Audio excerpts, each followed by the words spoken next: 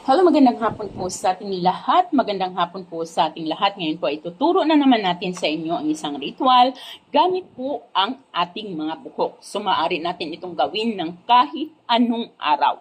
So sa atin pong buhok, mismong buhok po natin. So sa nanggagaling sa ating ulong buhok natin.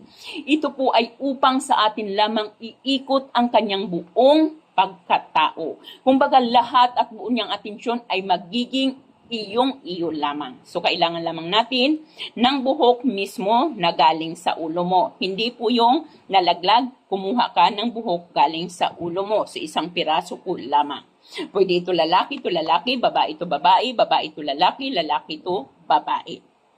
So, kapag nandyan na po ang iyong buhok, ihanda naman ang iyong sarili. Humanap ng lugar na tahimik yung walang sino mang maaring makadistract sa iyo. Okay?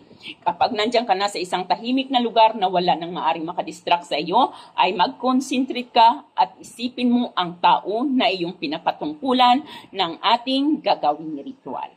Kapag naisip mo na ang taong ito, ay ihanda mo na ang ating buhok. Kapag mahaba ang inyong buhok, kapag ikaw ay mayroon kang mahabang buhok, ito po ang ating gagawin. Ipaikot po natin ito sa ating hintotoro. Ito ang ating hintotoro. Ipapaikot mo yan, habang pinapaikot mo yan, ay bigkasin mo ang kanyang pangalan. So halimbawa, siya si anuman ang pangalan niya, bigkasin mo ang kanyang pangalan, sasabihin mo, sa akin lamang iikot ang iyong buong puso at ang iyong buong pagkatao. Bigkasin mo ang ulit ang kanyang pangalan. Sa akin lamang iikot ang iyong puso, ang iyong atensyon at ang iyong buong pagkatao. Bigkasin ulit ang kanyang pangalan. Sa akin lamang iikot ang buong puso, ang iyong buong pagmamahal, ang iyong atensyon at ang iyong buong pagkatao. So habang iniikot-ikot mo ito guys, habang hanggang sa matapos kang mag-ikot ng iyong buhok, ay ito ang iyong gagawin. Paulit-ulitin yung bigkasin ang kanyang pangalan at ang ating salita. Pagkatapos po nito, ayan, naikot na natin ito, ay dahan-dahanin po ninyong tanggalin ang ating buhok. Dahan-dahanin po ninyong tanggalin, wag pong ikutin ulit. Dahan-dahanin po ninyong tanggalin ng pagganito sa ating mga kamay ang buhok na ito. So ayan, tanggalin po natin ito. At ngayon po ay itago mo ito sa ilalim ng iyong cellphone kung may cover ang iyong cellphone.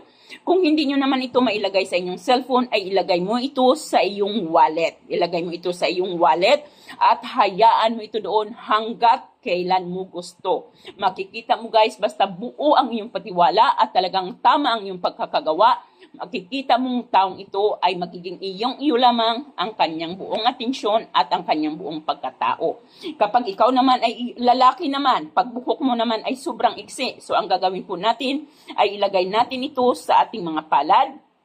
At dito sa ating mga palad ay atin itong ipaikot-ikot ng ganito habang binibigkas mo naman ang kanyang pangalan at ganun din ang ating salita. So ayan, ating itong ikot-ikutin 7 beses habang iniikot mo ito, bigkasin ang kanyang pangalan at ang iyong kahilingan. So ganun din ang gagawin natin sa ating buhok.